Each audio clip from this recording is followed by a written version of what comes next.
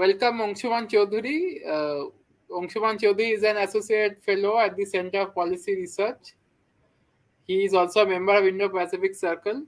So, welcome to Angshuman for coming to our podcast. This is a new format that we are using. Basically, we do a documentary style thing, and generally, uh, we try to upset the apple cart as far as possible. But currently, we don't have the resources to engage in this sort of activities. So, thank you, Angshuman Da, for joining us from Delhi. So Thank let's you. start. Let's start this interview.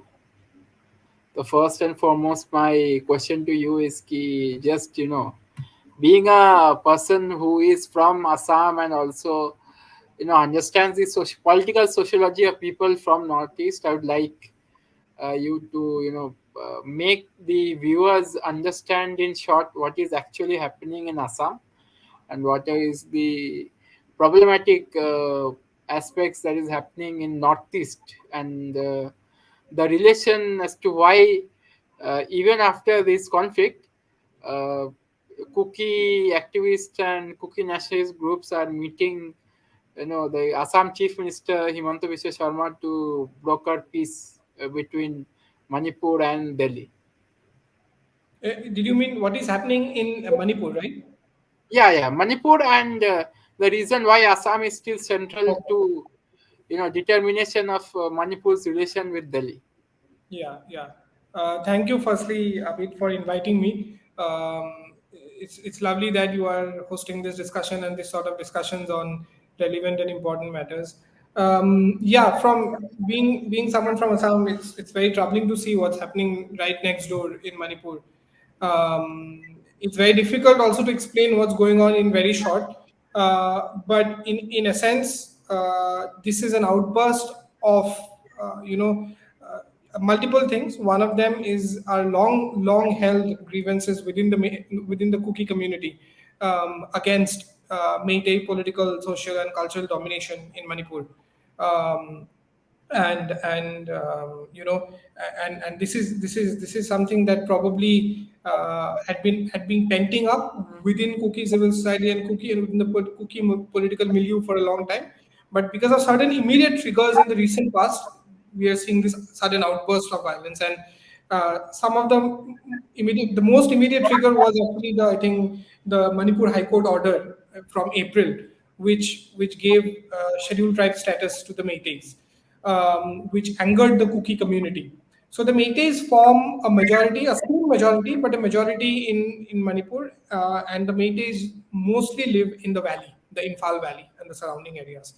And the Kukis, along with other tribal groups like the Nagas and other smaller sub-ethnic groups, live in the hills surrounding surrounding Imphal. So there has always been this divide between the valley and the hills, this sort of ethno-political divide between the hills and the valley.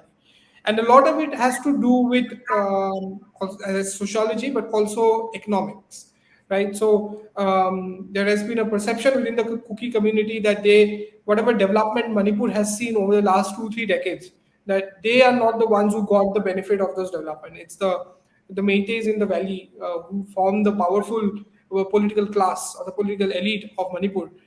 It's the valley that has secured all the gains of in a way the neoliberal economic development or the post-liberalization economic development that has reached Manipur. It has reached Manipur very late, but it has reached Manipur over the last 10-15 years, I would say. So there is this perception of discrimination, economic discrimination, that has exacerbated also the perceptions of political and cultural discrimination. And all of this also comes down to the fact that the cookies feel that they are not represented enough in the bureaucracy, in the state bureaucracy, in the police force, in the general administrative setup of Manipur. And as I said, none of this is new. In fact, it goes back. You could trace it back to the fact that Manipur has always been under the control, the sovereign control of a Meitei monarchy, historically speaking, the Meitei kingdom. Right. So the Kukis, in a way, the Kuki tribes have always felt in a way blindsided. So far, what we had seen in Manipur, the ethnic clashes that we had seen in Manipur were actually of a different nature. They were mostly between the tribal groups, the Kukis and the Nagas. In the early 1990s, in fact, throughout most of the 1990s, we saw very intense clashes between the Kukis and the Nagas over territorial control and other political issues, ethno-political issues. But in a long time, probably for the first time, we are seeing such violent clashes between the Kukis and the Meities, and in a way between the Kukis and the Manipuri state, the modern post-colonial Manipuri state. This is the first time we're seeing that kind of head-on clash between these two groups. And of course, there's a perception, when I say Manipuri state, there's a perception that the current Manipuri state, the Manipur state government, is a Meitei dominated government. That the Biren Singh government is disproportionately biased in favor of the Meiteis, and it's not a fair game for the Kukis. That's the very strong perception. So, just the last word on this, which is that the final demand, the main demand that we are seeing emerging from the Kuki community today is the demand for a separate administration under Schedule 6. So, Manipur, interestingly, unlike many other northeastern states, doesn't come under the Schedule 6 provision. It has a hill administration council, but the problem is that the Biren Singh government has sidelined that mechanism. That hill council hasn't convened in a long time. So the hill tribes feel that their political autonomy is being eroded, right? And this was most, I think I should definitely mention this. This was most visible when they started complaining about the Biren Singh government's policy of expanding reserve forests and protected forests in Manipur, and in the process uprooting and forcibly evicting many Kukis who have been living in those areas newly demarcated as reserve forests.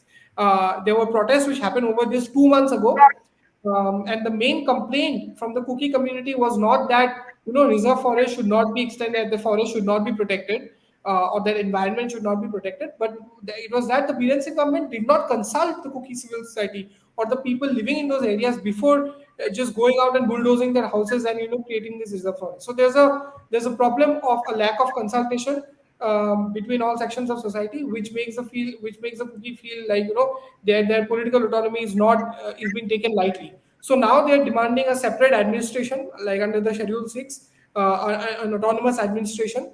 In response, what the Meitei civil society is saying that no, this is not going to happen because this is a challenge to the territorial integrity of Manipur. So they are more concerned about protecting the territorial integrity, while the Kukis want justice and a separate administration. So this is the basic, dynamics of the clash, the conflict.